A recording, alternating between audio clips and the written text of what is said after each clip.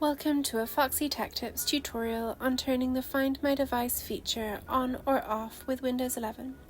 If you find this tutorial helpful, please consider subscribing to my channel and liking the video. From the Windows 11 desktop, click the Windows icon from the taskbar. From there, click the Settings icon to open the Settings app. In Settings, select Privacy and Security from the left menu. In Privacy and Security Settings, select Find My Device. If you see the warning that your device can't be located like I do, you will need to click the Location Settings button to take you there, and enable them before you can continue.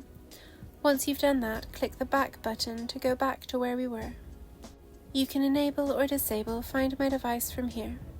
Once it's enabled, if you log in to your Microsoft account from any other device, you will be able to see the last known location of your computer. And that draws an end to this tutorial.